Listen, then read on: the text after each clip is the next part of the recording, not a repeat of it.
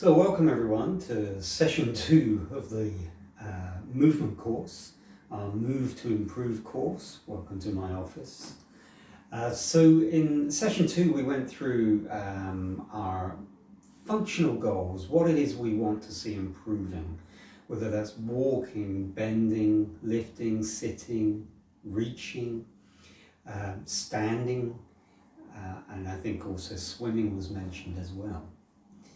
And we looked at how we can break all of these very functional movements down into sort of fragments or fractions of that entire movement. So these are movement fractions, if you like. So what makes up walking? What makes up bending? What makes up standing or reaching? And we made a start on this in session 1 with our fractionation of movements. The walking pattern, the spinal movements, and the arm pattern, and some of that will come into this training. So what we're trying to do is, first of all, establish a sustainable, a doable movement regime, or if you like, exercise program. Something that you can do on a daily basis and doesn't make you worse over time. So have a look at the worksheet that we sent through with the last session, session 2. All right, so here are some ideas that we briefly spoke about during session 2, and I'm going to demonstrate them to you today and tell you what functional movement they could be helpful for. So first of all, let's have a look at a couple of fractions of the movements of standing and walking. So one thing that we certainly need to do on standing and walking is be able to take the weight through our feet. So we've got to be upright, off the chair, off the bed. Now we can train this very gently for the body. So here's one suggestion. One suggestion is weight transferring, which is very key, of course, to walking. We've got to be able to transfer the weight from one leg to the other leg in order to step. Weight transfer is also really quite important for a lot of things we do standing, whether we're in the kitchen or elsewhere in the house or outside. We're generally doing something with our hands which require weight transfer as well. How do we practice weight transfer? So here I am standing, transferring the weight from left to right. Now I may need some support when I do this, so don't think of this as a balance exercise. Think of this as tolerance to weight. So if I need to hold on for support or for balance, then do so. Find something that's the correct height for you so you don't have to be bending down to it, because that's not really a great standing or walking posture. So this windowsill, for example, is about the right height for me. If I stand closer, I'll be able to take a little bit more weight through my arm and still be transferring some weight from left to right. If I stand a little bit further away, then maybe just my fingertips are needed for balance, perhaps, or reassurance. If I need to do the same thing on the other hand, then do so. So let's say I've got the back of a chair and a windowsill. Just ensuring that the height of these pieces of furniture are the right height and I'm not reaching down to, say, a low coffee table. Now, with or without support, as I'm transferring the weight, I want to be focused on the belt line here, or the pelvis line. I want to be focused that it's level or parallel with the floor. So as I transfer the weight, I want to be really observant whether I'm losing that posture within the pelvis. And the usual thing that happens here is that the pelvis can start to sway out to the side, which then makes the belt line, the pelvic line tilt up and down. So I want to keep the pelvis level and as best I can control that sway so I'm not swaying from side to side, I'm simply transferring. If I have my feet closer together, this exercise, if I'm holding on for balance, is less demanding. So the movement is less. So I might be able to control that pelvic sway more. And controlling the pelvic sway means I'm using my abdominal core muscles and my hip muscles. So even this control within the sway is enough to be activating those muscles. Once I get used to that, I can then just gently widen my stance to something that kind of resembles what I would be using, the width of the stance, when I'm walking or standing. Okay, so that is weight transfer side to side. We can also do weight transfer forward and backwards, especially to train for what we need for walking. So if I stand to the side now, and you can see I've taken one gentle step in front. It's not a great big lunge. So it's a kind of a comfortable step for me. And I can transfer my weight forwards into the front foot and back into the back foot. As I transfer the weight, I might need to hold on to something, just as we did before. It's completely okay. This isn't a balance exercise, certainly not at the moment. And if I'm holding on, that may allow me to control this a little bit more, slow it down, be very mindful about what's going on. Something to notice when you're transferring the weight is notice that my back heel comes off the floor and I can just allow the back knee to relax forwards. I'm not trying to stretch any muscles here, so just allow the back knee to relax forwards to bring the heel off the floor. Even as the heel comes off the floor, that becomes a more challenging balance exercise. Okay, so just be aware of that and hold on if you need to. I'm transferring the weight backwards and forwards, so you can see how this resembles a walking or a fraction of the walking pattern. But because I'm not walking, I'm not out in the street having to attend to anything else, I can really bring my focus into the quality of the movement. As in the previous side-to-side weight transfer, I also want to be aware that the pelvis is being held by my muscles on a parallel alignment with the floor. So as I transfer the weight forward, I want to be aware that I'm not swaying out to the side there. And as I bring the weight into my back leg, I want to be aware that I'm not swaying out to that side. And this may be what happens when you're walking, doing your other tasks.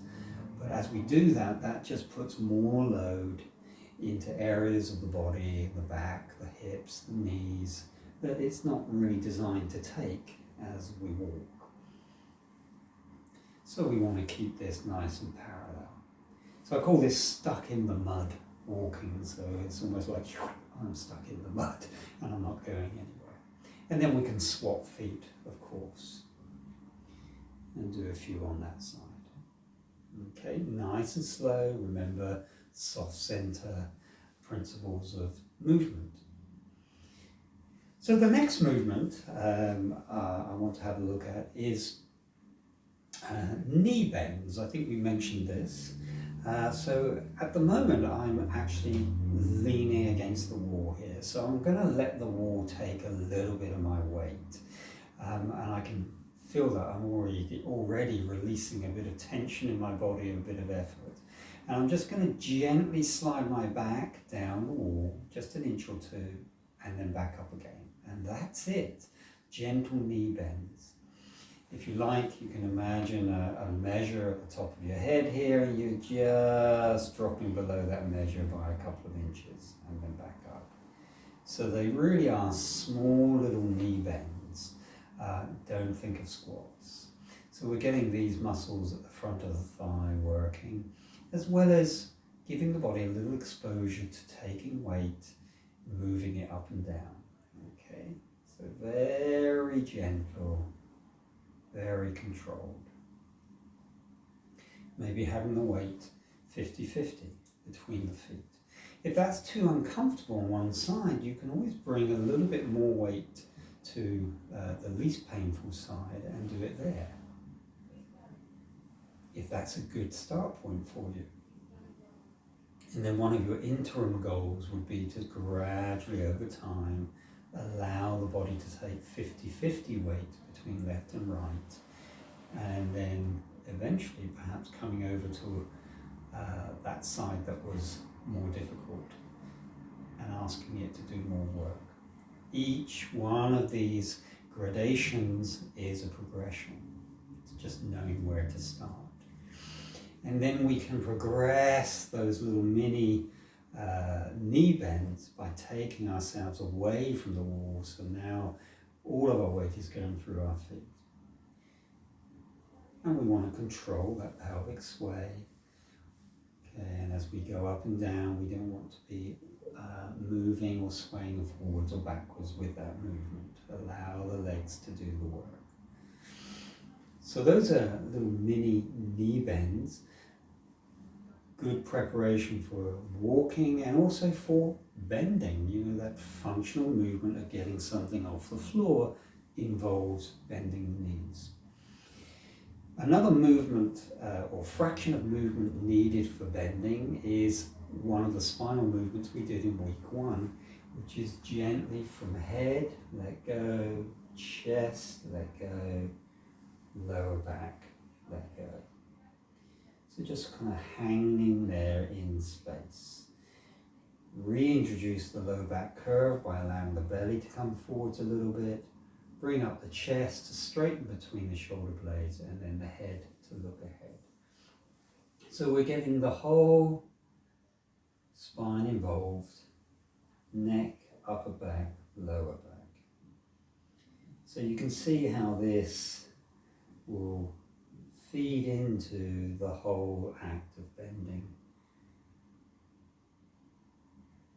And we can practice this movement sitting or standing, as we covered in week 1. So you can see how the little mini knee bends is part or a fraction of bending, and this spinal wave is the other part. And we can practice them separately, gently small within the soft center, and slowly build them up. And that will add to your ability to bend over time. Just looking at my little cheat sheet on the floor. So we also had the fractionation of the leg movement, remember? We broke that down into 5 to 6 parts. So part 1, or section 1 of that, is bringing the knee up, straightening the leg, 2, pulling the foot back or up, 3, take the leg behind us, 4, and then pointing the toes away, 5, and then coming back to rest position. So that's in our fractionation video. And remember, you can do this lying on your side. So lying on your opposite side here, my left side, and my top leg would then be my right leg. Lying down on the bed, and I can do this movement here. So it can actually be a bit more challenging lying down, because you've got to hold that leg up off the bed or the other leg.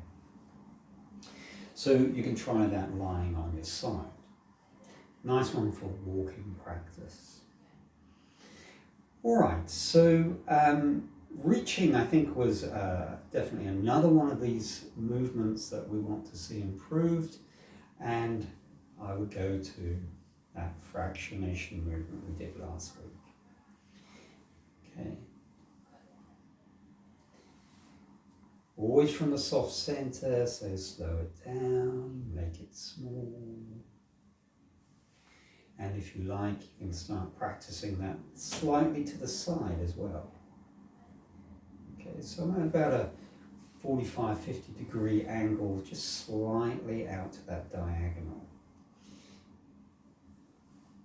The movement kind of right out here at a sort of 90 degree angle might be one that you start to progress towards, but I wouldn't start there. Either out in the front or some angle out to the side, some angle out to the diagonal. And that's something you can progress. You can progress, as always, the size of the movement over time. Okay, but know where to start. It may be down here. All right. Reaching often involves a bit of weight transfer as well, transferring across to get to the shelf. So you can see how weight transfer standing is a fraction of reaching. So here's a few suggestions for you to get started with. One of the skills of doing this work is to maybe find your own fractional movements to practice. Look at what it is in terms of functional movement you want to do. Can you break it down? So we can break it down to very small elements, even weight transferring left to right. Alright, so I hope you find this helpful. During the course, we'll be just checking in on how it's going, not just exercise or movement ideas as we've been through in this video, but also in what's getting in the way of getting a practice schedule going. Really important to get started. I'll see you in session 3. Okay, bye-bye.